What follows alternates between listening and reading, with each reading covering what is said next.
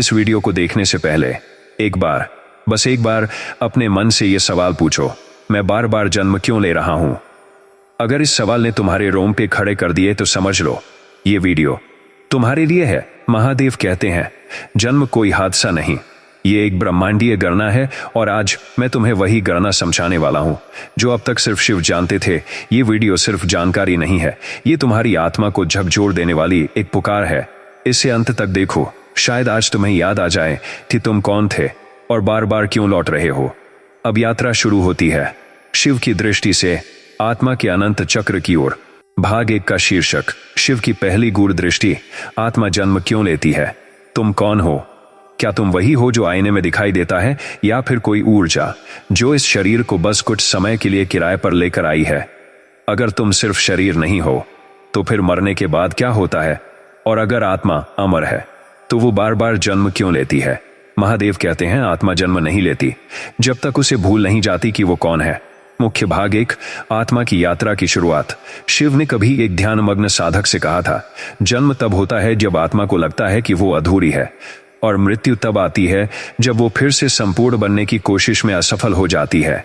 हर आत्मा एक प्रश्न के साथ जन्म लेती है, मैं कौन हूं? और यही प्रश्न उसे जीवन भर भटकाता है। लेकिन क्या आपने कभी सोचा है कि यह प्रश्न आत्मा के अंदर आया ही क्यों? शिव कहते हैं, ब्रह्मांड के मौन में एक कंपन होता है और आत्मा उसी से जन्म लेती है। पर जब आत्मा कंपन से हटती है तो पुनर्जन्म होता है। पुनर्जन्म एक चक्र, एक भ्रम। बार बार जन्म लेना एक विकल्प नहीं है, ये एक परिणाम है। जैसे धरती सूरज के चारों ओर घूमती है, वैसे ही आत्मा कर्मों के गुरुत्वाकर्षण से बार बार शरीर की ओर खींचती है।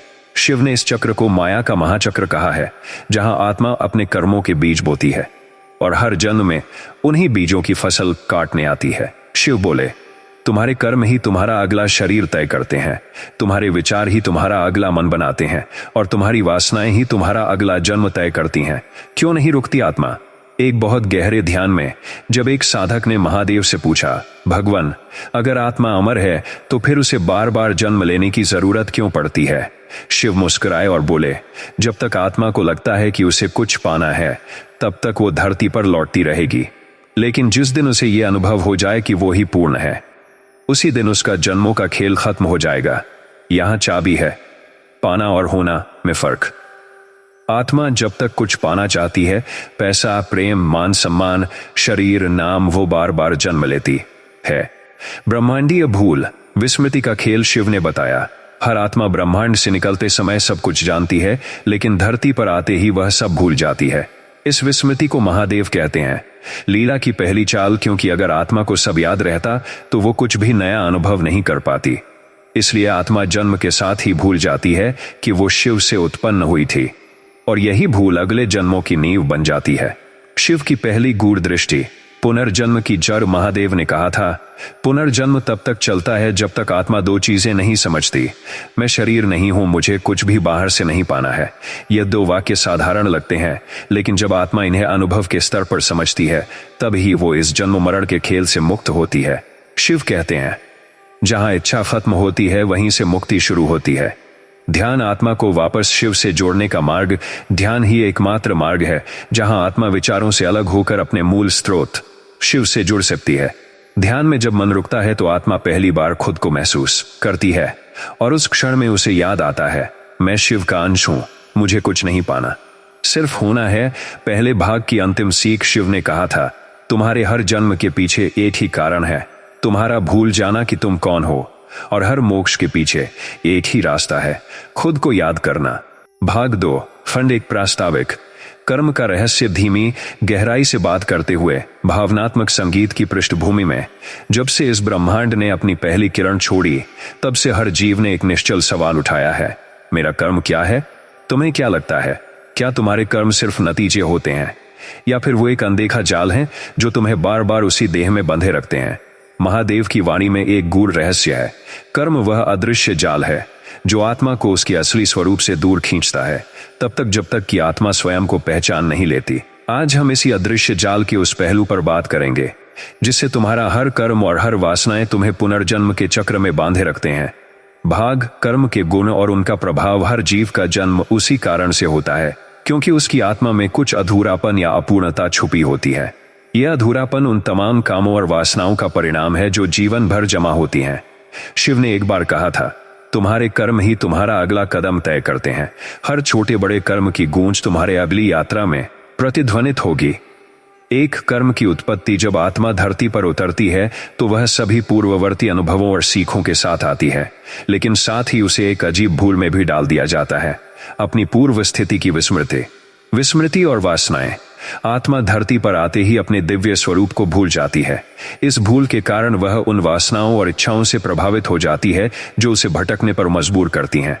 कर्म की पहली कड़ी, यह अधूरापन तब जन्म लेता है जब आत्मा को याद नहीं रहता कि वह शाश्वत है। यही कारण है कि वह अपने वर्तमान अनुभवों से आगे बढ़कर नए कर्म रचने में लग जाती है। 2. कर्म का जाल। कर्म ऐसा जाल है जो धीरे धीरे आत्मा को उसके प्राकृतिक स्वरूप से बांध लेता है। कर्म के बीज, हर कार्य चाहे वह छोटा हो या बड़ा, एक बीज के समान होता है। ये बीज भविष्य के लिए बोए जाते हैं और समय के साथ फल देते हैं। वासनाओं का प्रभाव। वासनाएं हमारे मन के गहरे कक्ष में छुपी होती हैं और कर्म के फल को और भी प्रबल बना देती हैं। असाक्षात्कार के प्रभाव। हमारी अचेतन मनोवृत्तियां और अज्ञात भावनाएं भी इस जाल में महत्वपूर्ण भूमिका निभाती हैं। अक्सर हमें यह एहसास नहीं होता कि हमारी छोटी छोटी इच्छाएं कैसे बड़े कर्मों में परिणत हो जाती हैं। 3. बार बार जन्म का चक्र। शिव की गूढ़ दृष्टि में पुनर्जन्म का चक्र सिर्फ एक संयोग नहीं है, बल्कि यह कर्म के जाल का प्रत्यक्ष परिणाम है। पुनर्जन्म का सत्य, आत्मा उस अधूरापन को पूरा करने की तलाश में रहती है जो उसे इस संसार में छोड़ आता है। अपूर्णता का संघर्ष। जब तक आत्मा को यह एहसास नहीं हो जाता कि वह अपने अंदर ही पूर्ण है, तब तक उसे हर जन्म में उसी अधूरी कहानी को दोहराना पड़ता है। शिव की चेतना और कर्म का संबंध। शिव कहते हैं कि जब तक आत्मा अपने भीतर छुपी वासनाओं और इच्छाओं को नियंत्रित नहीं कर लेती, तब तक वह इस असीम चक्र से मुक्ति नहीं पा सकती। कर्म के चक्र में फंसने का मनोवैज्ञानिक पक्ष। जब हम मनोवैज्ञानिक दृष्टिकोण से देखेंगे तो हमें समझ में आता है कि कैसे हमारी सोच, हमारी भावनाएं और हमारी इच्छाएं मिलकर एक ऐसी स्थिति बनाती हैं जहां हमें बार बार वही निर्णय लेने पड़ते हैं। अचेतन मन की शक्तियां। हमारा अचेतन मन, जो कि अक्सर हमसे छुपा रहता है, हर जन्म में एक नई कहानी लिखता है। मन के प्रतिबिंब। पिछले जन्मों के अनुभव हमारे वर्तमान जीवन के हर निर्णय में परिलक्षित होते हैं। भावनात्मक जड़ें, गहरी जड़ें जो हमारे अतीत से जुड़ी होती हैं, हमें न केवल उसी दिशा में ले जाती हैं, बल्कि हमें अपनी अनजाने भावनाओं में भी बांध लेती हैं। आध्यात्मिक समझ और कर्म से मुक्ति का मार्ग। महादेव की वाणी में एक महत्वपूर्ण संदेश निहित है। जब तक तुम्हारी आत्मा अपने कर्मों के जाल को समझ और जान नहीं लेती, तब तक तुम्हें असली मुक्ति का अनुभव नहीं हो सकेगा। इस संदर्भ में नीचे कुछ प्रमुख बिंदुओं पर प्रकाश डालते हैं। स्वयं की पहचान। आत्मा को अपने दिव्य स्वरूप और उसकी शाश्वतता को पहचानना होगा। यह पहचान ही उस अंधेरे जाल को तोड़ने की पहली सीढ़ी है। वासनाओं का समाधान। उन तमाम वासनाओं को समझना और त्यागना होगा जो आत्मा को बंधे रखती हैं। ध्यान और साधना का महत्व। नियमित ध्यान और साधना से मन की स्थिरता आती है, जिसके फलस्वरूप आत्मा को अपनी पूर्व स्थिति की याद आती है। कर्म के बीजों का संज्ञान। हर एक कर्म के पीछे के कारण को समझना और स्वीकार करना, ताकि भविष्य में वैसा कर्म न किया जाए जो पुनर्जन्म के चक्र को मजबूती दे। शिव की कृपा। केवल शिव ही उस अज्ञान और विस्मृति को मिटा सकते हैं जो हमें इस चक्र में बांधे हुए हैं। उनकी कृपा और ज्ञान की सहायता से ही हम कर्म के जाल से मुक्त हो सकते हैं। गहरी कहानियां। कर्म की गूढ़ व्याख्या। कहानी एक बार एक संत ने एक साधु से पूछा, भगवान, मेरे जीवन में ये अनेकों गलतियां क्यों होती हैं, फिर भी मुझे हर जन्म में उनका सामना क्यों करना पड़ता है। साधु ने उत्तर दिया, तुम्हारे हर कर्म की कहानी, हर वासना का अंश तुम्हारे भविष्य की कड़ी है। जब तक तुम स्वयं को जानोगे नहीं, तब तक ये कहानी कभी खत्म नहीं होगी। ये कहानी बताती है कि हमारे कर्म सिर्फ हमारी गलतियां नहीं, बल्कि हमारे सीखने के अनुभव भी होते हैं, और जब तक हम उन अनुभवों को समझ नहीं पाते, तब तक हमें बार बार उनका सामना करना पड़ता है। कहानी 2। एक अन्य दृष्टांत में एक वृद्ध ने अपने शिष्य से कहा, जब मैं जवान था, मुझे लगा कि मेरे कर्म केवल मेरी गलती हैं, लेकिन अब समझ आया है, हर कर्म ने मुझे कुछ नया सिखाया है। यही सीख मुझे अगली यात्रा के लिए तैयार करती है। यह दृष्टांत बताता है कि कर्म चाहे कितने भी कठिन क्यों ना हो, उनमें छुपा होता है एक सीख, एक संदेश जिसे समझकर ही हम आगे बढ़ सकते हैं। दार्शनिक विमर्श, कर्म, वासनाएं और मुक्ति। एक कर्म का जाल। कर्म केवल बाहरी क्रियाएं नहीं है, यह हमारे आंतरिक विचारों, इच्छाओं और भावनाओं का भी परिलक्षित रूप है। सकारात्मक कर्म, वो कर्म जो हमारी आत्मा को ऊंचाइयों तक ले जाते हैं। नकारात्मक कर्म, वो कर्म जो हमारी आत्मा को भ्रमित करते हैं और उसे पुनर्जन्म के चक्र में बांधे रखते हैं। 2. वासनाओं का प्रभाव। वासनाएं ऐसी ऊर्जा हैं जो हमारे अंदर छिपे भावों को उजागर करती हैं। अवांछित वासनाएं अक्सर ये आत्मा के विकास में बाधा डालती हैं। उत्साहजनक वासनाएं कभी कभी ये हमें नई दिशाएं दिखा सकती हैं यदि हम सही ढंग से इनका प्रयोग करें। 3. मुक्ति का मार्ग। मुक्ति का अर्थ केवल जन्म मरण के चक्र से बाहर आना ही नहीं, बल्कि अपने स्वयं के अस्तित्व की गहराई को समझना है। अंतर्निहित ज्ञान, आत्मा के भीतर छुपा ज्ञान, जिसे समझकर ही हम अपने कर्मों के भार को कम कर सकते हैं। सावधानी पूर्वक साधना। एकाग्रता से ध्यान करने पर मन के सारे भ्रम हट जाते हैं, जिससे आत्मा को उसका असली स्वरूप याद आता है। शिव का संदेश। कर्म के पार को देखो। महादेव ने कहा, जब तक तुम कर्म के पथ से ऊपर उठकर देखोगे नहीं, तब तक यह अदृश्य जाल तुम्हें अपने भर में समेटे रखेगा। इसका अर्थ यह है कि केवल बाहरी क्रियाओं से नहीं, बल्कि आंतरिक जागृति से ही हम इस जाल को तोड़ सकते हैं। आत्मनिरीक्षण। हर एक कर्म के पीछे छुपे उद्देश्य को जानना अनिवार्य है। मौन साधना। जब शब्द रुक जाते हैं तो आत्मा अपने स्वर में बोल उठती है। शिव की कृपा। केवल शिव ही हमें वह आंतरिक शक्ति दे सकते हैं जिससे हम अपने कर्म के चक्र से मुक्ति पा सकें। अंतर्निहित सवाल, क्या तुम्हारा कर्म तुझसे नहीं पूछता? सोचिए, क्या यह संभव है कि तुम्हारे कर्म सिर्फ तुम्हारे द्वारा किए गए कार्यों का नतीजा नहीं हो, बल्कि वे स्वयं तुम्हारे अस्तित्व का प्रतिबिंब हो? स्वयं से संवाद। हर कर्म के बाद एक सवाल उठता है, क्या यह कर्म मेरे असली स्वरूप के अनुरूप है? आत्म जागरूकता।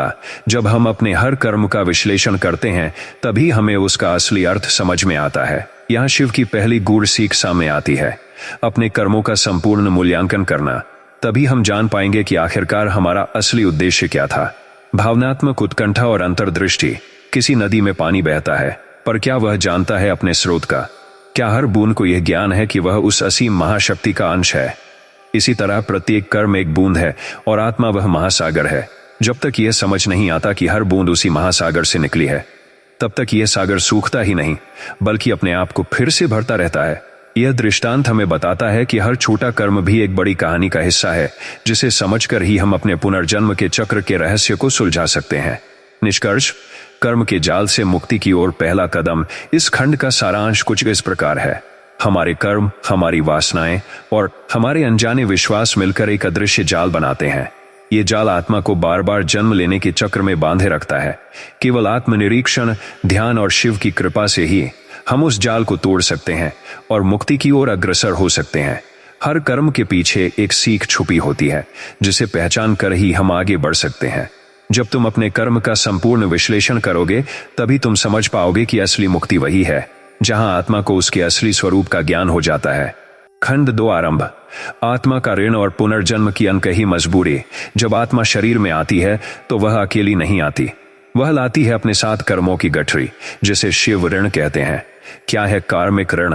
महादेव की दृष्टि में यह एक सूक्ष्म ऊर्जा है जो हर उस कर्म से जुड़ी होती है जिसमें तुमने किसी को पीड़ा दी हो, किसी को कुछ अधूरा छोड़ दिया हो या कोई वचन तोड़ा हो। शिव कहते हैं, हर अधूरा वचन, हर रोकी गई करुणा आत्मा पर एक ऋण बन जाती है जो अगले जन्म में उसे वापस खींच लाता है।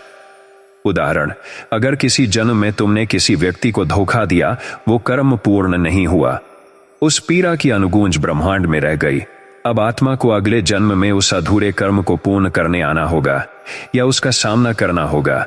इसे ही कार्मिक संतुलन कहा जाता है।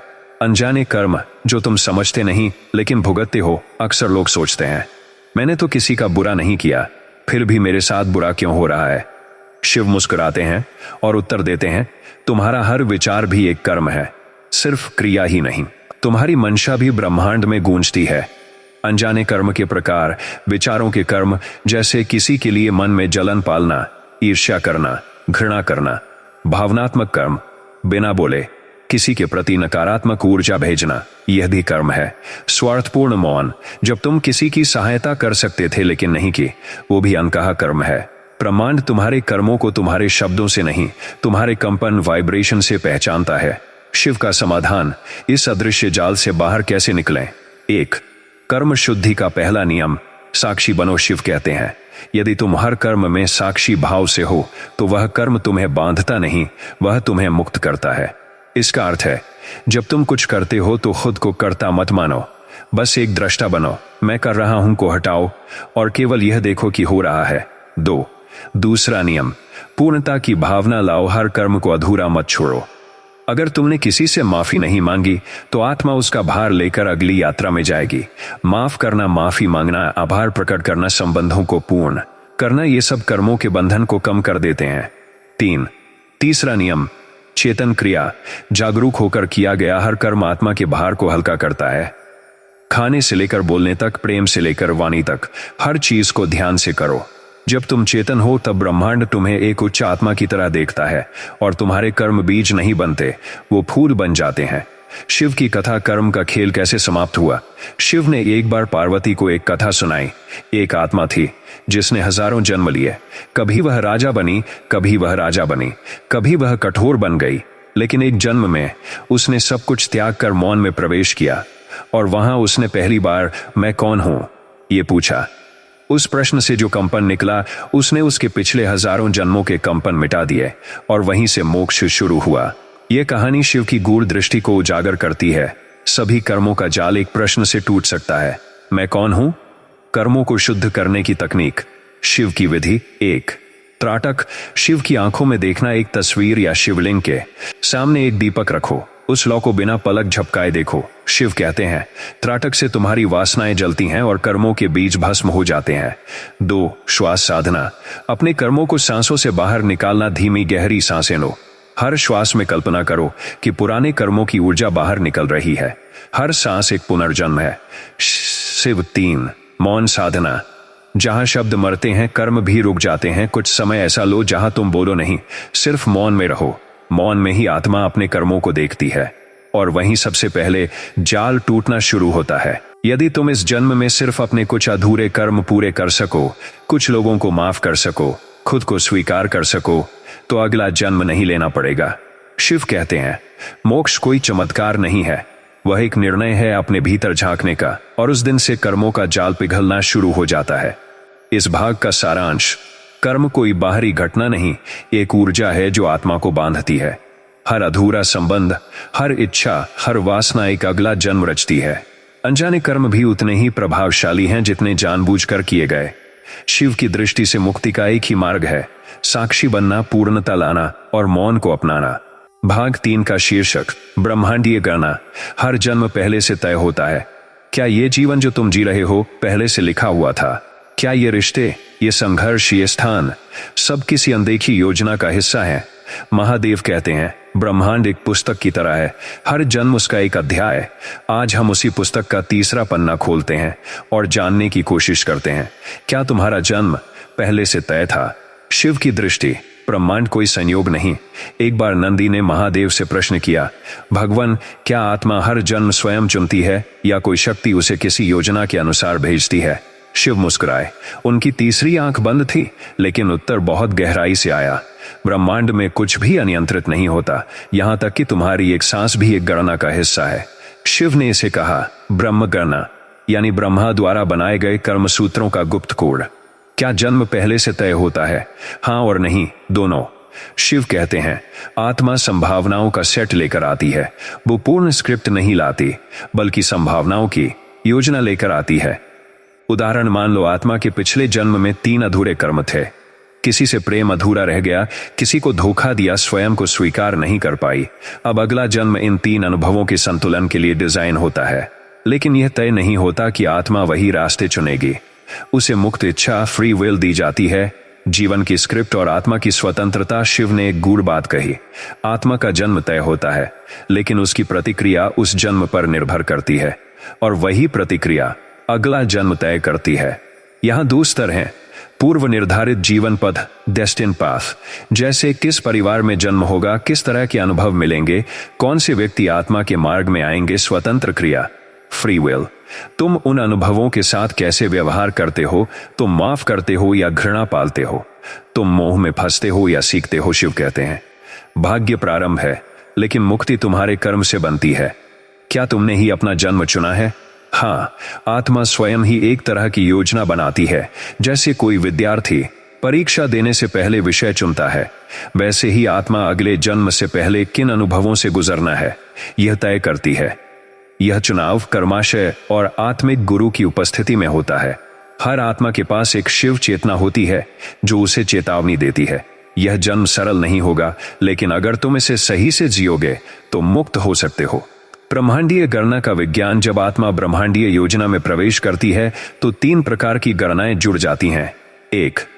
कर्म गणना, पिछला क्या अधूरा रह गया, किससे क्या सीखना है। 2. संस्कार गणना, कौन सी आदतें, प्रवृत्तियां आत्मा में अब भी सक्रिय हैं। 3. संयोग गणना, कौन से लोग, स्थान, क्षण आत्मा को सही मोड़ पर लाएंगे।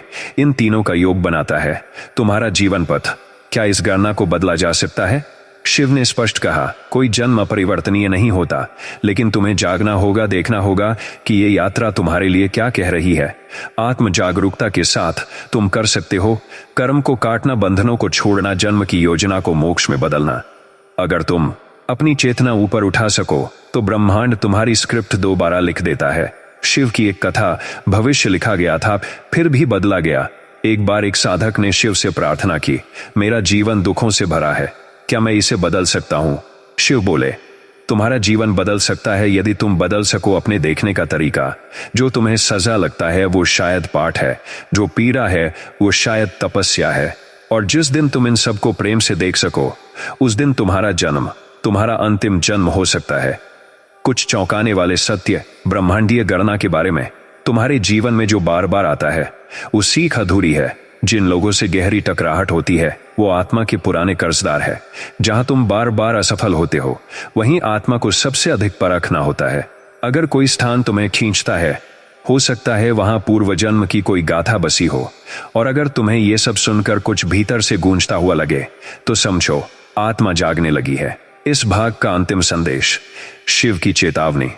अगर तुम अब भी सोचते हो कि जीवन तुम्हारे साथ हो रहा है तो तुम सो रहे हो, लेकिन जिस दिन तुम समझ जाओगे कि जीवन तुम्हारे ही कर्मों का गणित है, उसी दिन से तुम जन्मों के बाहर आना शुरू कर दोगे। भाग 4, शीर्षक, मन का भ्रम और आत्मा की कैद। शिव की चेतावनी। क्या तुमने कभी महसूस किया है कि तुम्हारा मन ही तुम्हें तुम्हारे अंदर की शांति से दूर ले जा रहा है? क्या कभी लगा है कि तुम कुछ और होना चाहते थे लेकिन बन कुछ और गए? महादेव कहते हैं, मन सबसे बड़ा भ्रम है और आत्मा की सबसे मजबूत जेल भी। अगर तुमने मन को नहीं साधा तो चाहे तुमने 100 जन्म ले लिए हो, आत्मा मुक्त नहीं हो पाएगी। मन, वह जो दिखता नहीं पर सबको चलाता है। शिव ने एक बार पार्वती से कहा था, आत्मा जन्म नहीं लेती, मन लेता है। आत्मा कभी नहीं भटकती, लेकिन मन उसे भ्रमित कर देता है। जन्मों के इस सिलसिले में असली दोषी आत्मा नहीं बल्कि मन है, जिसने स्वयं को मैं मान लिया है। तुम जब कहते हो मैं दुखी हूं, वास्तव में वो आत्मा नहीं कह रही होती, वो मन कह रहा होता है। आत्मा तो नित्य प्रसन्न है, लेकिन मन ने दुख का रंग ओढ़ लिया है और आत्मा को उसमें फंसा दिया है। मन का सबसे बड़ा भ्रम मैं ही तुम हूं, यह भ्रम बहुत गहरा है।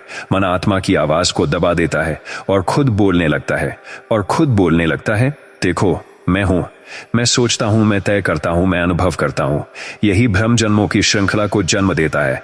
शिव कहते हैं, जब तक तुम यह नहीं पहचानते कि मैं और मेरा मन अलग हैं, तब तक आत्मा को कैद से मुक्ति नहीं मिल सकती। कैसे बनती है आत्मा की जेल?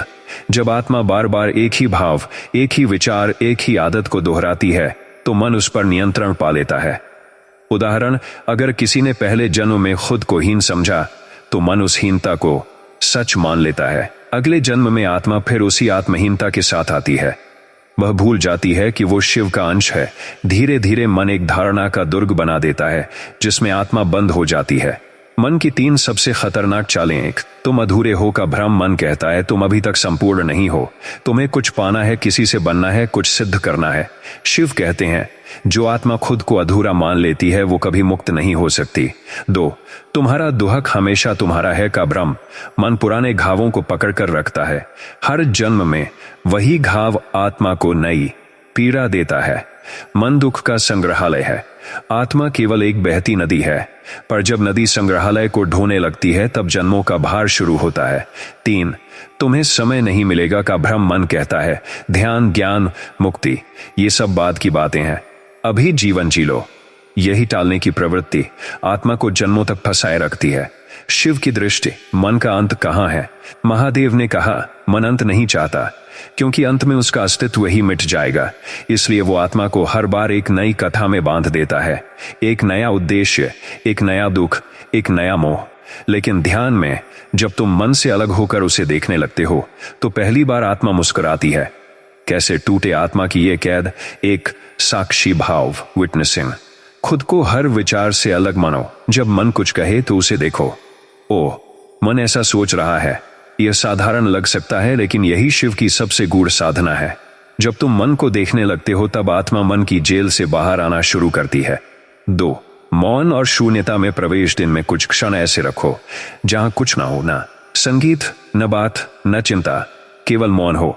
मौन में मन नहीं रहता, केवल आत्मा बचती है और वहीं से मुक्ति का द्वार खुलता है। 3, विचारों को आने दो लेकिन टिकने न दो। मन से युद्ध मत करो, मन को स्वीकार करो लेकिन उसकी सत्ता को न स्वीकारो। शिव कहते हैं, जिस दिन तुम मन से लड़े बिना उसे पार कर जाओगे उसी दिन आत्मा को पहली सांस की आजादी मिलेगी। एक कथा, जब आत्मा ने मन को पहचान लिया, प्राचीन समय की बात है। एक साधक बार बार शिव का ध्यान करता था लेकिन भीतर शांति नहीं आती थी। वह शिव से बोला, भगवान, मैंने सब कुछ छोड़ दिया, फिर भी मुक्त क्यों नहीं हूं? शिव बोले, क्योंकि तुम अब भी अपने मन को आत्मा समझ रहे हो। तुम अपने विचारों के अधीन हो। तुमने सब छोड़ा सिवाय मैं सोचता हूं, इस विचार के। उस दिन साधक ध्यान में बैठा और केवल एक बात दोहराई, मैं मन नहीं हूं। धीरे धीरे विचार शांत हुए। एक दिन वह मौन में डूब गया और वहां उसे अनुभव हुआ, वह शिव ही है। इस भाग का सार, शिव की चेतावनी। मन अगर तुम्हारा सेवक न बने तो वो आत्मा को जन्मों तक गुलाम बना देता है। शिव, एक्स्ट्रा चीज का असली मजा तो हाँ के लिए ही आता है। भाग 5, शीर्षक, मृत्यु अंत नहीं, एक यात्रा है और शिव उस द्वार पर खड़े हैं। तुम्हें लगता है मृत्यु सब कुछ खत्म कर देती है, लेकिन महादेव कहते हैं, मृत्यु कोई समाप्ति नहीं बल्कि एक अगला द्वार है, जहां आत्मा अपने पुराने चिन्ह छोड़कर अगली यात्रा के लिए तैयार होती है। आज तुम जानोगे मृत्यु के उस द्वार पर क्या होता है, आत्मा कहां जाती है और कैसे शिव उस यात्रा में तुम्हारे सबसे करीब होते हैं। जब सबने तुम्हें छोड़ दिया होता है, शिव मृत्यु के अधिपति पर जीवन के संरक्षक भी शिव को मृत्युंजय कहा गया, यानी मृत्यु पर विजय पाने वाले। पर वो केवल मृत्यु से जीतने वाले नहीं बल्कि मृत्यु के रक्षक भी हैं। जब सब तुम्हें छोड़ देते हैं, शरीर, सांसें, रिश्ते, नाम, तब केवल 2 चीजें शेष रहती हैं, आत्मा और शिव। महादेव वहीं खड़े होते हैं, मृत्यु के उस सूक्ष्म पुल पर जहां से आत्मा अगली दिशा चुनती है। मृत्यु का क्षण जब आत्मा निकलती है, शिव कहते हैं, मृत्यु का क्षण सबसे निर्णायक होता है। उसी पल आत्मा की चेतना तय करती है अगला जन्म किस स्वरूप में होगा। मृत्यु के बाद आत्मा में 3 चीजें सक्रिय होती हैं। आखिरी विचार, मृत्यु के समय जो विचार चलता है वही आत्मा की गति बनाता है। गहन आसक्ति, जिससे आत्मा सबसे अधिक जुड़ी थी, वही अगले जन्म का बीज बनता है। अपूरणीय इच्छा, जो अधूरी रह गई, वो आत्मा को पुनः पृथ्वी की ओर खींचती है। इसलिए मृत्यु के समय शांत मन सबसे बड़ी साधना है। यही कारण है कि शिव नाम का स्मरण मरते हुए आत्मा को मुक्त कर सकता है। शिव और मृत्यु के बीच का अदृश्य सेतु, प्राचीन तंत्र में मृत्यु को महाकाल द्वार कहा गया है, जहां केवल एक देवता तुम्हारे साथ होते हैं, महाकाल शिव। शिव कोई बाहर से आने वाले रक्षक नहीं है, वे आत्मा के भीतर के द्वारपाल हैं। जब आत्मा शरीर से बाहर जाती है तो वो एक ऊर्जा चरण से गुजरती है, जहां शिव उसे अंतिम बार चेताते हैं, क्या तू अब भी लौटेगा या अब इस जन्म चक्र से बाहर निकलना चाहेगा? क्यों आत्मा वापस लौटती है? क्यों मृत्यु सब कुछ खत्म नहीं करती? क्यों आत्मा फिर लौटती है? 1, अपूर्ण कर्मों के कारण अधूरे वचन, अधूरी संवेदनाएं आत्मा को बांध देती हैं। 2, मोह के कारण परिवार, शरीर, धन, पहचान, आत्मा इनसे निकल ही नहीं पाती। 3, डर के कारण मृत्यु से भय, अंधकार की आशंका और मैं मिट जाऊंगा का भय, ये सब आत्मा को रोक लेते हैं। शिव कहते हैं, जो मृत्यु को पहचान लेता है वो मृत्यु से ऊपर उठ जाता है। मृत्यु की तैयारी, जीते जी मुक्ति की कला शिव की साधना सिखाती है। हर दिन मृत्यु को स्वीकारा, मृत्यु को सोचो, उसे समझो। ये डर नहीं, जागृति लाता है। हर दिन कुछ छोड़ने की आदत डालो। मोह, घृणा, शिकायत, हर त्याग तुम्हें मृत्यु के लिए तैयार करता है। साक्षी होकर जीवन देखो। जब तुम खुद को शरीर नहीं बल्कि साक्षी मानते हो, तब मृत्यु केवल एक परिवर्तन बन जाती है। शिव की मृत्यु के बाद की यंत्रणा को शुद्ध करने वाली विधि 1, शिव नाम का जप। मृत्यु के पहले और बाद ओम नमः शिवाय, यह कंपन आत्मा को हल्का करता है। 2, अंतिम श्वास में शिव को स्मरण करना। आत्मा जहां केंद्रित होती है, अंतिम क्षण में वहीं उसकी गति होती है। शिव कहते हैं, जो अंत में मुझे देखता है वो फिर प्रारंभ में मुझे पाता है। 3, मृत्यु की प्रतीक्षा नहीं, तैयारी करनी है। मृत्यु कोई दुर्घटना नहीं, वो जीवन का चरम है। हर दिन को इस तरह जियो मानो यह अंतिम दिन हो। एक कथा, जब एक साधक ने मृत्यु को गले लगाया। एक साधक हर रात ध्यान करते समय यह कहता, हे महादेव, यदि आज मृत्यु आ जाए तो मुझे हर्ष होगा कि मैंने शिव को पुकारा, और यदि जीवन रहे तो मुझे अवसर मिलेगा और निकट आने का। जब उसकी मृत्यु आई तो कोई भय नहीं था, कोई अशांति नहीं। आत्मा शांत थी, जैसे वह किसी पुराने मित्र के पास लौट रही हो। उसके कमरे से केवल एक शब्द गूंजा, शिवाय। भाग का अंतिम संदेश, शिव की चेतावनी। मृत्यु जीवन की सबसे पवित्र घटना है। उसे दुख मत बनाओ, उसे समझो। आत्मा कभी नहीं मरती, सिर्फ उसका वस्त्र बदलता है, और मृत्यु वह क्षण है जब शिव स्वयं उस वस्त्र को बदलने आते हैं। भाग 6 शीर्षक, जब आत्मा भूल जाती है कि वह शिव का अंश है, वही होता है पहला जन्म।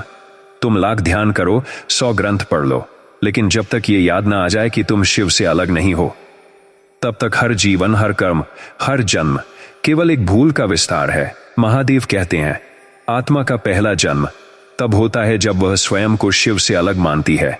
आज जानो जन्म की असली शुरुआत कहां से होती है, और ये भ्रम बार बार क्यों लौटता है। कैसे और कब होती है आत्मा की पहली गिरावट। प्राचीन शैव ग्रंथों में लिखा है, आत्मा अनादि है, पर जन्म उसी दिन से शुरू होता है जिस दिन आत्मा यह भूल जाती है कि वो शिव है। ये भूल कैसे होती है? शिव ने इसे समझाया है, जब चेतना यह सोच लेती है कि मैं शरीर हूं, मैं मन हूं, मैं अकेला हूं, मुझे कुछ बनना है, वही पहली भूल है और वही पहला जन्म है। जन्म शरीर में नहीं होता, भ्रांति में होता है। तुम्हें लगता है कि तुम्हारा जन्म तब हुआ जब तुम मां के गर्भ से बाहर आए, लेकिन शिव कहते हैं तुम्हारा पहला जन्म तब हुआ जब तुम्हारे भीतर यह धारणा बनी कि तुम शिव नहीं हो। यह धारणा आत्मा को ब्रह्मांडीय चक्र में धकेल देती है। मैं की भावना, आत्मा का पतन। जैसे ही चेतना सोचती है मैं अलग हूं, तो उस क्षण से मेरा शुरू हो जाता है मेरा शरीर, मेरा नाम, मेरा धर्म, मेरी पसंद, मेरा दुख, मेरा उद्देश्य। शिव कहते हैं मैं आत्मा की दीवार है और मेरा उस दीवार का पत्थर। जब तक ये दीवार खड़ी है आत्मा मुक्त नहीं हो सकती। कैसे बनती है आत्मा की पहचान? जैसे एक लहर सोच ले कि वह समुद्र से अलग है, वैसे ही आत्मा सोच लेती है मैं इस शरीर की संतान हूं, इस कुल की, इस जाति की। वहीं से शुरू होता है पहला जन्म। इस जन्म के बाद आत्मा जन्म दर जन्म एक परत और जोड़ती है। नए रिश्ते, नया अह, नई पीड़ा, नया लक्ष्य। हर परत आत्मा को शिव से एक कदम दूर ले जाती है और एक नया जन्म लिख देती है। शिव की साधना। कैसे लौटे मूल स्मृति में? शिव ने समाधि में प्रवेश किया था क्योंकि उन्होंने सब कुछ त्यागा नहीं, बल्कि याद कर लिया कि वो कौन है। शिव की 3 गूढ़ विधियां। 1, अहम भंग साधना। गैर, जब तुम कुछ करते हो तो खुद से पूछो, क्या ये मेरा है या शिव का? जिस दिन मेरा हट गया उस दिन मैं पिघल जाता है। 2, मैं कौन हूं का ध्यान बैठो और केवल एक प्रश्न में डूबो, मैं कौन हूं? जब उत्तर आते हैं मैं शरीर हूं, मैं बेटा हूं, उन्हें हटाते जाओ। अंत में जब कोई उत्तर न बचे तो समझो। 3, लहर बनकर समुंदर को पहचानना। जैसे लहर कहे मैं अलग नहीं हूं, मैं ही समुंदर हूं, वैसे ही आत्मा कहे मैं शिव से अलग नहीं हूं, बस उसी की एक लहर हूं जो फिर शिव में लौटने आई है। कथा, जब एक आत्मा ने खुद को शिव समझ लिया। एक आत्मा बार बार जन्म ले रही थी, कभी अमीर बनी, कभी भिखारी, कभी संत, कभी पापी। हर जन्म के बाद एक ही प्रश्न लौटता, मैं कौन हूं? एक जन्म में उसने सब कुछ त्याग दिया, धर्म, जाति, परिवार, ज्ञान, और सिर्फ एक बात दोहराई, न मैं देह हूं, न नाम हूं, मैं तो वही चेतना हूं जो शिव की तरह न तो जन्म लेती है न मरती है। उस दिन शिव प्रकट हुए और बोले, अब तेरा अंतिम जन्म पूरा हुआ, क्योंकि अब तू मुझे नहीं खोज रहा, अब तू मुझे जी रहा है। इस भाग का अंतिम संदेश, शिव की चेतावनी। जन्म कोई शरीर में आने की घटना नहीं है। जन्म वो क्षण है जब आत्मा खुद को सीमित मान लेती है और मृत्यु वो क्षण है जब आत्मा खुद को असीम पहचान लेती है। महादेव कहते हैं, याद करो, तुम कभी पैदा नहीं हुए थे, तुम कभी मरे नहीं थे, तुम केवल भूल गए थे कि तुम शिव थे, और अब बस याद आना है। यही मुक्ति है। भाग 7 शीर्षक, पुनर्जन्म की सबसे बड़ी वजह, अधूरी इच्छाएं या अधूरी समझ। तुमने कभी सोचा है कि आत्मा को बार बार लौटना क्यों पड़ता है? क्या वो इच्छाओं के पीछे भागती है, या वो किसी गलत फहमी में कैद है? महादेव कहते हैं, पुनर्जन्म का कारण सिर्फ अधूरी इच्छाएं नहीं, अधूरी समझ भी होती है। आज जानो, आत्मा क्यों नहीं रुकती और उसकी यह दौड़ कब खत्म होगी। क्या आत्मा कुछ पाने आती है? शिव ने नंदी से कहा, आत्मा स्वयं में पूर्ण है, वो कुछ पाने नहीं आती, वो कुछ सीखने आती है। लेकिन संसार में आते ही आत्मा भूल जाती है और वो खोजने लगती है सुख, संपत्ति, प्रेम, पहचान, और यहीं से जन्म की श्रृंखला शुरू होती है। एक जन्म में कुछ छूट जाता है, दूसरे में उसे पाने की चाह जन्मती है, तीसरे में मोह गहराता है और आत्मा उस चाह में उलझती चली जाती है। पुनर्जन्म का पहला कारण अधूरी इच्छाएं। शिव कहते हैं, इच्छा अपने आप में बुरी नहीं होती, लेकिन जब वो अपूरणीय हो जाए तो आत्मा को जन्म लेना ही पड़ता है। उदाहरण, कोई व्यक्ति अपमान का बदला नहीं ले पाया, कोई स्त्री अपने बच्चे को बचा नहीं पाई, कोई साधक मोक्ष तक पहुंचने ही वाला था और शरीर छूट गया। अब आत्मा को लगता है मुझे वापस जाना है। यही भावना पुनर्जन्म का बीज बन जाती है। जहां इच्छा अधूरी रह जाए वहां आत्मा का चैन नहीं होता। पुनर्जन्म का दूसरा कारण अधूरी समझ, ये गहराई में छुपा कारण है। असली कारण ये नहीं कि आत्मा को कुछ चाहिए, असली कारण यह है कि वो जानती ही नहीं कि उसे कुछ चाहिए भी नहीं। अधूरी समझ का स्वरूप, आत्मा सोचती है मैं अधूरी हूं, वह मानती है मैं शरीर हूं, उसे लगता है मेरे बिना यह संसार अधूरा है। यह भ्रम ही आत्मा को बांधता है। शिव कहते हैं, जब तक आत्मा को यह न समझ आ जाए कि उसकी तलाश बाहर नहीं भीतर है, तब तक पुनर्जन्म चलता रहेगा। मन और इच्छा का गठबंधन सबसे बड़ा जाल। मन और इच्छा मिलकर आत्मा को घेर लेते हैं। कैसे? मन कहता है तुम अभी संपूर्ण नहीं हो, इच्छा कहती है तो कुछ पाओ, कुछ बनो। आत्मा विश्वास कर लेती है और एक नया जन्म शुरू हो जाता है। जब तक आत्मा चाहती है तब तक ब्रह्मांड उसे अवसर देता है, लेकिन जब वह समझ जाती है तो ब्रह्मांड उसे शांति देता है। शिव की दृष्टि, कैसे रोकें पुनर्जन्म? एक, इच्छाओं को पहचानो और उनसे परे जाओ। इच्छा को मारो मत, उसे देखो, समझो और उसका सार जानो। जैसे ही तुम इच्छा को पार देखोगे वो मिट जाएगी। 2, जीवन को पूरा जियो, अधूरा मत छोड़ो। हर कार्य, हर संबंध, हर वचन को पूर्णता के साथ जियो। जो अधूरा छूट गया वही अगले जन्म का कारण बनेगा। 3, मुझे कुछ नहीं चाहिए, यह भाव भीतर लाओ। सच्चा वैराग्य बाहर से नहीं आता, वह तब आता है जब आत्मा भीतर से जानती है कि वह पूर्ण है। एक कथा, जब एक साधक ने इच्छा से मुक्ति पाई, एक बार एक साधक महादेव के पास आया। उसने कहा, मैं सब कुछ छोड़ चुका हूं, परिवार, धन, मोह, भोजन, फिर भी मुझे लगता है कि मैं फिर जन्म लूंगा। शिव बोले, क्योंकि अब भी एक इच्छा बची है, मोक्ष पाने की। जब तक तुम कुछ पाना चाहते हो तुम लौटोगे, लेकिन जिस दिन तुम केवल होने में स्थित हो जाओगे उसी दिन से तुम लौटना बंद कर दोगे। यह जीवन एक अवसर है, समझने का, नहीं कमाने का। शिव की चेतावनी है। तुम यह जीवन पाकर भी अगर केवल इच्छाओं में फंसे रहे तो तुम्हें अगला जीवन मिलेगा, लेकिन शायद उतना अनुकूल नहीं। ब्रह्मांड अवसर देता है, लेकिन हर बार नहीं। इस भाग का अंतिम संदेश, शिव की गूढ़ चेतावनी, पुनर्जन्म एक मजबूरी नहीं, एक आदत है जिसे तुमने वर्षों से अपनाया है। अब इसे समझने का समय है। जब तुम जान लोगे कि तुम कुछ भी पाकर पूर्ण नहीं हो सकते, तब आत्मा को पहली बार विश्राम मिलेगा और शिव स्वयं तुम्हें मुक्ति का आशीर्वाद देंगे। भाग 8 शीर्षक, वो 7 संकेत जो बताते हैं कि यह तुम्हारा अंतिम जन्म हो सकता है। क्या तुम जानना चाहते हो कि यह जीवन तुम्हारा अंतिम जन्म हो सकता है या नहीं? क्या तुम बार बार के जन्म मरण से अब सचमुच मुक्त होना चाहते हो? महादेव कहते हैं, ब्रह्मांड कुछ संकेत भेजता है जो आत्मा को बता देते हैं अब समय आ गया है। आज हम उन्हीं 7 दिव्य संकेतों की बात करेंगे जो बताते हैं कि आत्मा अब जन्मों से मुक्त होने के लिए तैयार हो चुकी है। संकेत 1, जीवन में गहराई से उबाना। जब आत्मा को धन, प्रसिद्धि, रिश्ते, सुख, इन सब से अचानक विरक्ति होने लगे और भीतर से आवाज आए, अब कुछ और है, ये सब नहीं चाहिए, तो समझो आत्मा ने संसार के खेल को पहचान लिया है। जिसे संसार बोर करने लगे उसे अब शिव बुला रहे हैं। संकेत 2, अक्सर मृत्यु का विचार आना, पर बिना डर के। अगर मृत्यु का विचार बार बार आता है लेकिन उसमें डर नहीं होता, बल्कि एक शांति होती है, जैसे मृत्यु एक यात्रा है, एक घर वापसी।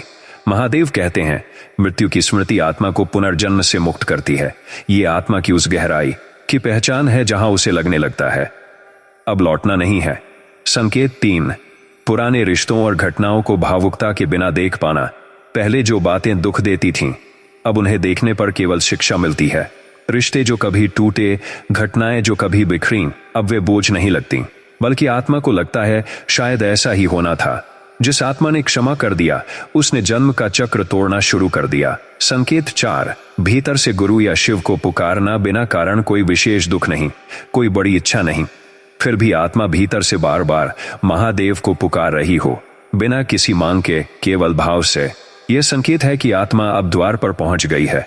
शिव कहते हैं, जिस दिन आत्मा शिव को चाहने लगती है, उस दिन संसार उसे छोड़ना शुरू कर देता है। संकेत 5, संसार से प्रेम पर आसक्ति नहीं। तुम जीवन को पूरे प्रेम से जीते हो, लेकिन अगर कुछ छिन जाए तो टूटते नहीं हो। तुम माता पिता, बच्चों, प्रेमियों से जुड़े हो, लेकिन उनके बिना जीने की स्वीकृति भी है। यह संतुलन संसार में रहकर भी संसार से परे होने की निशानी है, और यह केवल उन्हीं आत्माओं में आता है जो मुक्ति के समीप है। संकेत 6, रात को बिना किसी कारण जाग जाना और मौन को महसूस करना। जब ब्रह्म मुहूर्त से पहले या अचानक रात में आंख खुल जाए, कोई भय नहीं हो, कोई विचार नहीं, बस मौन हो, और उस मौन में लगे कि कोई बुला रहा है, कोई अदृश्य शक्ति पास है, तो समझो ब्रह्मांड तुम्हारी चेतना को छू चुका है। ये मौन ही महादेव की भाषा है। संकेत 7, हर बात में एक संकेत ढूंढने की आदत। कोई साधारण घटना हो, लेकिन तुम उसमें कर्म का संकेत ढूंढो। कोई मिल जाए तो लगे यह पूर्व जन्म का रिश्ता होगा। कोई पीड़ा हो तो तुम पूछो, यह मुझे क्या सिखा रही है। जिस आत्मा को हर अनुभव में ब्रह्मांड का संदेश दिखने लगे, वह अब कर्म के पार जाने वाली है। महादेव का संदेश, जब ये 7 संकेत दिखने लगे, अगर तुम में ये 7 या इनमें से 5 भी सक्रिय हो गए हैं, तो तुम्हें अब संसार तुम्हें रोक नहीं पाएगा। अब केवल तुम्हारी स्वीकृति चाहिए कि तुम मुक्त होना चाहते हो और उस परम मौन को अपनाना चाहते हो। एक आत्मा की कथा जिसने इन संकेतों को पहचाना। एक आत्मा बहुत जन्मों से भटक रही थी, हर जन्म में कुछ नया पाने जाती, लेकिन अंत में लौट आती। एक दिन उसने देखा कि अब उसे पाने का मन नहीं रहा। जो दुख पहले खटकते थे, अब शांति दे रहे थे, और हर घटना जैसे महादेव से बात करने लगी थी। तब वो आत्मा बैठ गई और बिना किसी मंत्र, बिना किसी भाषा के शिव की ओर मौन में देखती रही। और शिव ने मुस्कुराकर कहा, अब नहीं लौटना, अब शिवत्व। इस भाग का अंतिम संदेश, महादेव की गूढ़ चेतावनी। अगर तुम्हें बार बार लग रहा है कि अब संसार थमा हुआ सा लगता है, अगर तुम्हें हर दिन भीतर से एक अलविदा जैसी अनुभूति होती है, तो घबराओ मत, तुम अब जन्मों की यात्रा के अंतिम मोड़ पर हो। बस अब खुद को थामे रखना और शिव को सौंप देना। भाग 9 शीर्षक, आत्मा को किस क्षण याद आता है कि वह शिव थी। तुमने बहुत कुछ जाना, बहुत कुछ समझा, लेकिन सबसे गहरा ज्ञान एक ही क्षण में उतरता है, जब आत्मा को याद आ जाता है कि वो कभी शिव से अलग थी ही नहीं। महादेव कहते हैं, आत्मा को जो याद आ जाए वो मुक्त हो जाती है, और जो भूल जाए वो जन्म लेती है। आज जानो वो कौन सा क्षण है जब आत्मा को अपनी असली पहचान याद आती है, और उसी के साथ जन्मों की यात्रा रुक जाती है। पहचान की भूल सबसे लंबी नींद। शिव कहते हैं, आत्मा को निद्रा में नहीं, पहचान में नींद आई है। जैसे ही उसने सोचा कि वो शरीर है, नाम है, कर्म है, वो भूल गई कि वो शिव है। हमारा जीवन उसी नींद में बीतता है, पर ब्रह्मांड हर आत्मा को उसकी पहचान याद दिलाने के लिए कभी कभी संकेत भेजता है। तो वह क्षण कौन सा होता है? वह क्षण मौन में होता है। वह क्षण पीड़ा में भी आ सकता है, वह क्षण प्रेम में भी प्रकट हो सकता है, लेकिन एक चीज उसमें होती ही है, मैं टूट जाता है। वो क्षण तब आता है जब तुम्हारी सारी धारणाएं गिर जाती हैं, जब तुम्हें लगे अब कुछ समझ में नहीं आता, जब भीतर कुछ स्थिर हो जाए, जब तुम खुद को केवल देखने लगो, जीने नहीं। तब आत्मा धीमे से विस्पर करती है, मैं शिव थी, मैं शिव हूं, मैं शिव ही हूं। 3 अवस्थाएं जो उस क्षण तक पहुंचाती हैं। एक, पूर्ण शून्यता, कंप्लीट इनर साइलेंस, जब बाहर कोई शोर ना हो और भीतर विचारों की आवाज भी ना हो, बस एक मौन जो बोलता नहीं पर सब कुछ कह जाता है। शिव मौन है। जब आत्मा मौन होती है तो शिव से एक हो जाती है। 2, पूर्ण समर्पण, टोटल सरेंडर, जब तुम कहो अब मैं कुछ नहीं चाहता, न समझना, न बदलना, न पाना, बस जो है वही रहे। तब मन झुकता है और आत्मा उठती है। 3. पूर्ण जागृति, अवेयरनेस विदाउट आइडेंटिटी। जब तुम सब कुछ कर रहे हो लेकिन भीतर एक साक्षी है जो कहता है यह सब हो रहा है लेकिन मैं उससे अलग हूं, यही मैं कौन हूं का उत्तर है मैं वही हूं जो देख रहा है, न करने वाला, बस एक प्रकाश। एक साधक की यात्रा। जिसने पहचान ली, एक साधक वर्षों से ध्यान कर रहा था पर कुछ समझ नहीं आ रहा था। कभी कुछ अनुभव आता फिर चला जाता। एक दिन वो बस थक गया। उसने कहा, शिव अब नहीं खोज सकता, अब सिर्फ बैठना चाहता हूं तुम्हारे मौन में। और जैसे ही वो बैठा, विचार नहीं आए, नाम नहीं आया, कोई मांग नहीं उठी, बस मौन रहा। और एक गूंज आई, तुम शिव हो, तुम कभी भटके ही नहीं थे। उस दिन से वह साधक शांत हो गया, कर्म करता रहा पर भीतर कुछ भी नहीं हिला। आत्मा की पहचान के संकेत। जब आत्मा को याद आने लगता है कि वह शिव है तो जीवन में ये परिवर्तन दिखते हैं। बाहरी घटनाओं से अंदर नहीं हिलता, सब में शिव देखने लगता है। शत्रु में भी, पशु में भी क्रिया करता है पर फल में नहीं उलझता, प्रेम करता है पर स्वार्थ से मुक्त होता है। मृत्यु की चिंता नहीं रहती क्योंकि वह पहले ही मर चुका होता है। नाम और पहचान खोने से डर नहीं लगता, वो बस शिव में स्थिर रहता है। शिव की वाणी, याद को ही मुक्ति कहते हैं। तुमने कभी कुछ खोया नहीं था, केवल याद खोई थी। तुमने कभी शिव से दूरी नहीं बनाई थी, तुम बस भ्रम में थे। अब वो भ्रम टूटे तो याद लौटे और बस वही मुक्ति है। इस भाग का अंतिम संदेश, शिव की गूढ़ चेतावनी। अगर अब भी तुम खुद को शरीर, नाम, इतिहास या रिश्तों से पहचानते हो तो जान लो भूल अभी भी चल रही है। लेकिन जिस क्षण तुम साक्षी हो गए और मैं गायब हो गया, वही क्षण आत्मा को याद आने लगता है कि वह शिव थी, शिव है, शिव ही रहेगी। और वही क्षण है जन्म का अंत। भाग 10 शीर्षक, जन्म का अंतिम क्षण कैसे हो शिवमय। मृत्यु से पहले की असली तैयारी। लोग मृत्यु से डरते हैं पर महादेव कहते हैं मृत्यु से डरो मत, उसे शिवमय बना दो। जब आत्मा अंतिम श्वास लेने वाली हो, जब शरीर शिथिल हो जाए, जब आंखें कुछ नहीं देखती, क्या उस क्षण तुम शिव को याद कर पाओगे? आज जानो वो तैयारी कैसी होनी चाहिए कि तुम्हारा अंतिम क्षण जन्म का अंतिम क्षण बन जाए। मृत्यु को शिवमय बनाने का अर्थ क्या है? शिवमय मृत्यु का अर्थ है डर नहीं, पछतावा नहीं, पकड़ नहीं, आग्रह नहीं। मृत्यु उस क्षण को कहते हैं जब सब कुछ गिर जाए और केवल एक चीज शेष रहे, शिव का स्मरण। महादेव की 3 शर्तें मृत्यु को शिवमय बनाने के लिए। 1, मौन में उतरना सीखो। मृत्यु मौन है और जो जीवित रहते हुए मौन नहीं साधता वह मृत्यु में भी डरता है। हर दिन कुछ पल ऐसे जियो जहां शब्द ना हो, सिर्फ मौन हो। 2, मैं को कमजोर करो। मृत्यु का डर सिर्फ मैं को होता है, आत्मा को नहीं। जो कहे मेरा घर, मेरी संतान, मेरी पहचान, मृत्यु उसी को भयभीत करती है।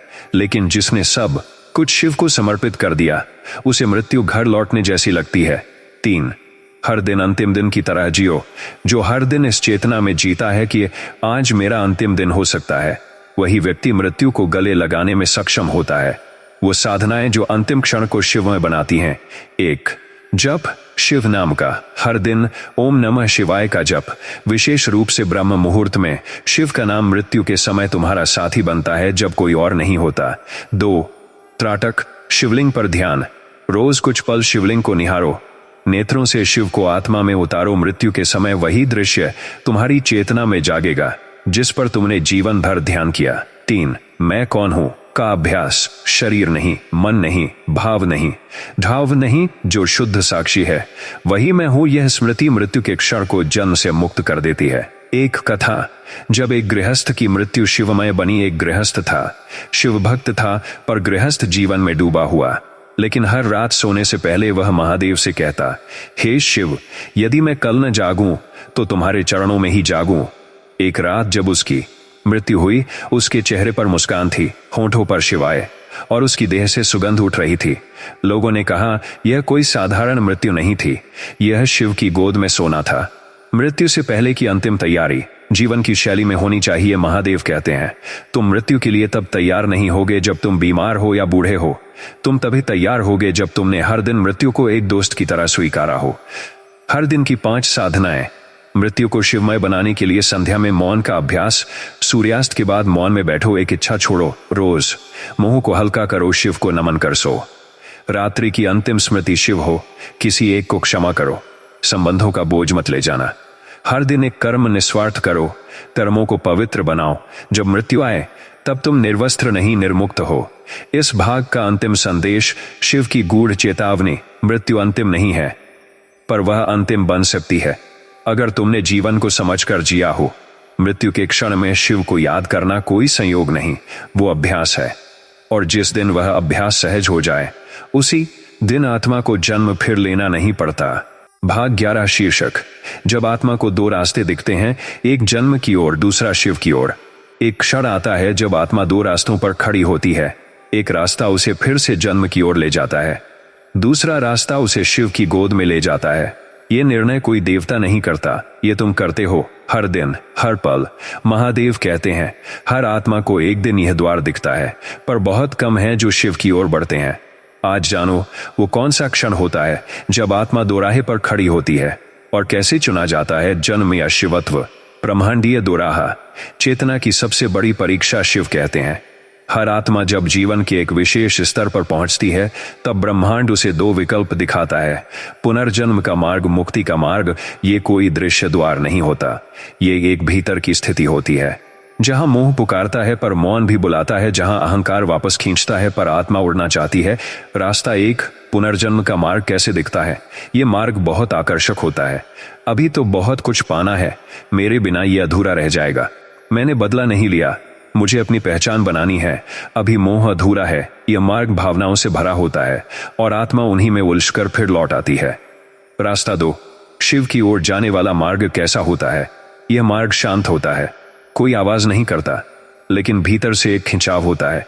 अब बस हो गया, कुछ नहीं चाहिए, मैं अब विश्राम चाहता हूं, जो है वही पर्याप्त है। मुझे केवल शिव चाहिए, बाकी सब भ्रम है। यह मार्ग त्याग नहीं मांगता, यह केवल समझ मांगता है। आत्मा जब द्वार पर पहुंचती है तो क्या होता है? एक साधक ने शिव से पूछा, कैसे जानूं कि मैं उस दोराहे पर हूं? शिव बोले, जब तुम अपने भीतर ये 3 बातें साफ साफ देखने लगो। अब कुछ भी बांध नहीं पा रहा, अकेलापन डर नहीं देता, विश्राम देता है, मृत्यु से मुलाकात अब रोज होती है। लेकिन प्रेम से तो समझो, तुम अब द्वार पर खड़े हो। वो 5 क्षण जो तुम्हें पुनर्जन्म की ओर धकेल सकते हैं, बदले की भावना, मैंने जो सहा उसका हिसाब चाहिए, अहंकार, मैं कौन हूं, ये दुनिया को दिखाना है मोह, मेरे बच्चों के बिना मैं कैसे जाऊं, अधूरी साधना, मैंने ध्यान किया लेकिन अभी कुछ बाकी है, भय, मुझे अंधकार में नहीं जाना। इनमें से कोई एक भी तुम्हारे भीतर जीवित है तो आत्मा जन्म की ओर मुड़ जाती है। वो 5 क्षण जो आत्मा को शिव की ओर ले जाते हैं, पूर्ण स्वीकार, जो हुआ जैसे हुआ अच्छा ही था, मौन का आकर्षण, अब कोई बात नहीं बची कहने को, संपूर्ण क्षमा, जिसने दुख दिया वह भी मेरा शिक्षक था, अहम विलयन, मैं कुछ नहीं हूं, केवल शिव का अंश हूं, मृत्यु की तैयारी, अब लौटने की इच्छा नहीं, ये संकेत हो तो जान लो तुम शिव की ओर जा रहे हो। कथा, आत्मा जिसने अंतिम द्वार पर शिव को चुना एक साध्वी थी, जीवन भर तप किया, त्याग किया, पर अंत में उसके मन में एक द्वंद्व था, क्या मुझे अपने परिवार को छोड़कर जाना चाहिए? उसी रात शिव ने स्वप्न में कहा, जो साथ छूट जाए वो बंधन नहीं था, और जो आत्मा को शिव से रोके वो प्रेम नहीं, भ्रम है। अब तुम मेरे द्वार पर हो, लौटना मत। उसने सुबह आंखें बंद कीं, मंद मुस्कान आई और वो चली गई, शिव में विलीन। महादेव की गूढ़ चेतावनी, जब द्वार पर हो तो भ्रम मत करना। आत्मा द्वार पर बहुत कम बार आती है और हर बार वह उलझ गई तो उसे फिर कई जन्मों का चक्र सहना पड़ता है। इसलिए जब ब्रह्मांड मौन हो जाए, जब भीतर कुछ भी बांध न सके, तो समझो अब लौटने का नहीं, विलीन होने का समय है। भाग 12 शीर्षक, कर्म बांधते हैं या मुक्त करते हैं? आत्मा के अंतिम प्रश्न का उत्तर, क्या तुम्हें लगता है कि तुम्हारे कर्म तुम्हें जन्मों में बांध रहे हैं, या तुम्हारा कर्म ही तुम्हारी मुक्ति की सीढ़ी है? महादेव कहते हैं, कर्म न अच्छे होते हैं न बुरे, कर्म केवल परिणाम नहीं लाते, कर्म तुम्हारी चेतना की दिशा तय करते हैं। आज जानो आत्मा के अंतिम प्रश्न का उत्तर, क्या कर्म बंधन है या मार्ग है शिव की ओर? शिव की ओर, शिव की दृष्टि, कर्म क्या है? शिव कहते हैं, कर्म केवल क्रिया नहीं है, वह तुम्हारी चेतना की अभिव्यक्ति है। वही कर्म बांधता है जो तुम स्वार्थ, भय, मोह से करते हो, और वही कर्म मुक्त करता है जो तुम समर्पण, सेवा और साक्षी भाव से करते हो। कर्म 3 प्रकार के होते हैं, एक बांधने वाला कर्म, बंधक कर्म, किया गया मोह, लोभ, बदले या अहंकार से इसका फल वापस लौटता है और आत्मा को जन्म लेना ही पड़ता है। उदाहरण, मैंने उसका अपमान किया क्योंकि वह मुझे नीचा दिखा गया था, मैंने यह दान इसलिए किया ताकि लोग कहें मैं अच्छा हूं, ये कर्म भले दिखें अच्छे, लेकिन भीतर से स्वार्थपूर्ण है। 2.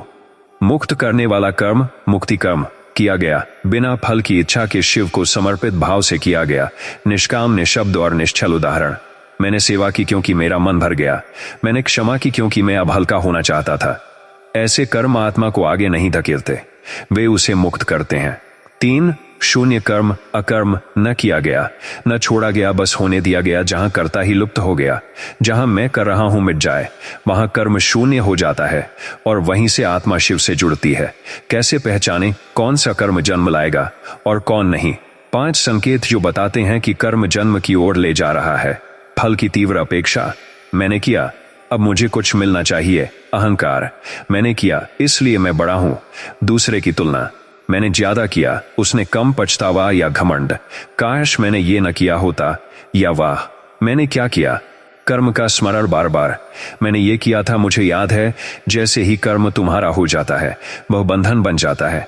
5 संकेत जो बताते हैं कि कर्म अब मुक्ति की ओर है। निर्लिप्तता, जो हुआ बस हुआ। कर्तापन का लोप, मैं नहीं शिव कर रहे हैं। कर्म के बाद मौन, बिना प्रचार बिना गर्व, बस शांति, फल की स्वतंत्रता, जो मिलेगा वही उचित है।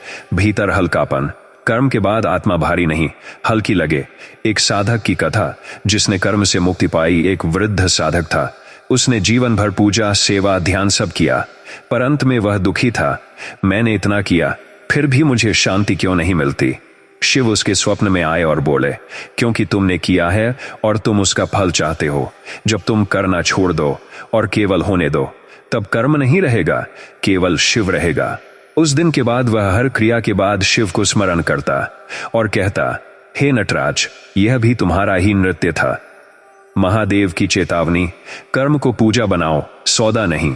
जो कर्म सौदे की तरह किया जाए वह जन्मों का व्यापार बन जाता है, लेकिन जो कर्म पूजा बन जाए वह मोक्ष का द्वार बन जाता है।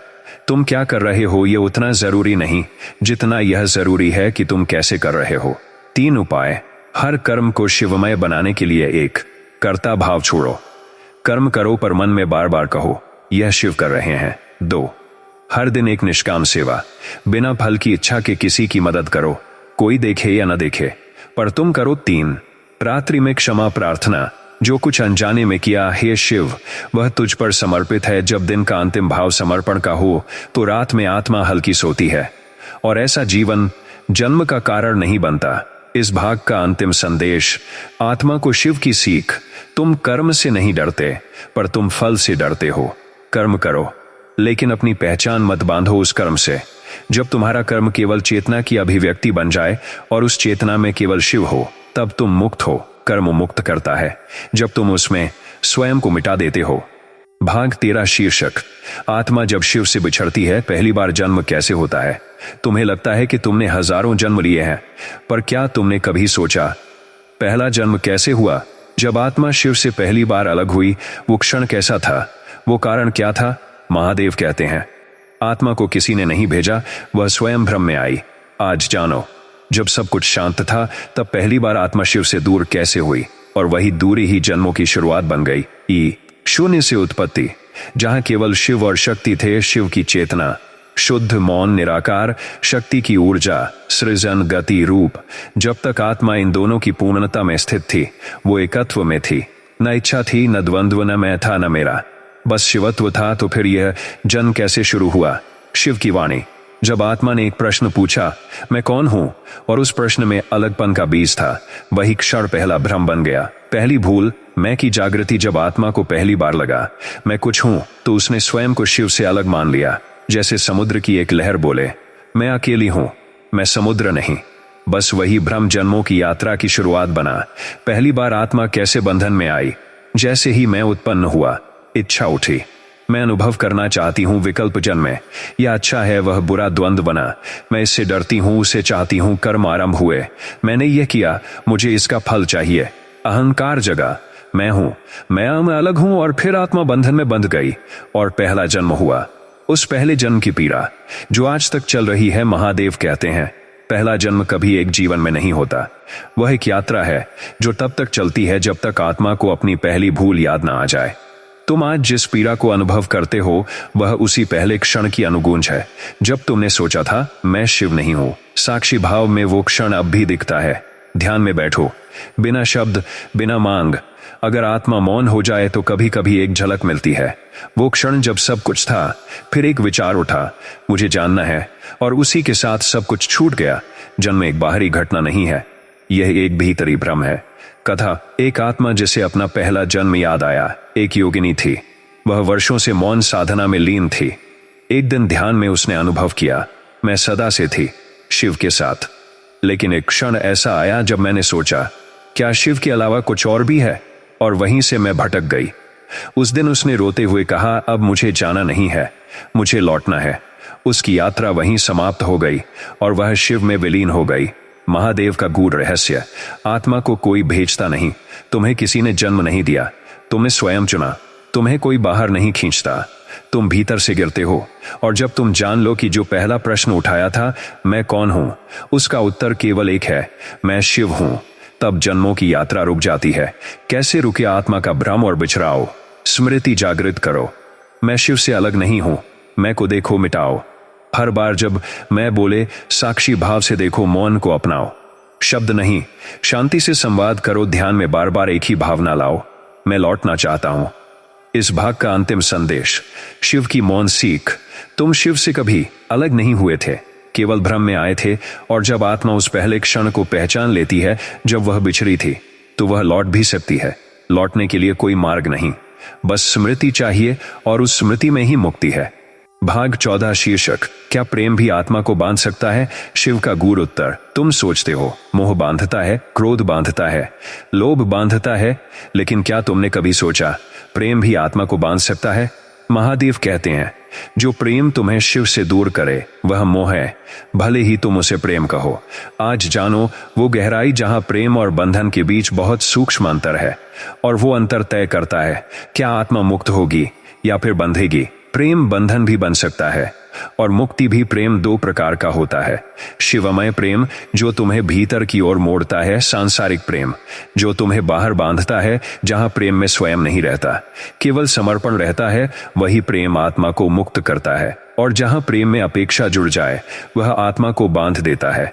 कैसे पहचाने प्रेम है या बंधन?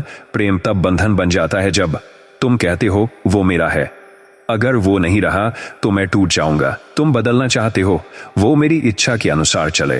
तुम दुख में हो, उसने ऐसा किया इसलिए मैं टूटा हूं। तुम डरते हो, अगर वो गया तो मैं अकेला हो जाऊंगा। ऐसा प्रेम आत्मा को एक और जन्म देता है। प्रेम तब मुक्ति बन जाता है जब तुम कहते हो वो है इसलिए मैं धन्य हूं, न रहे तब भी पूर्ण हूं।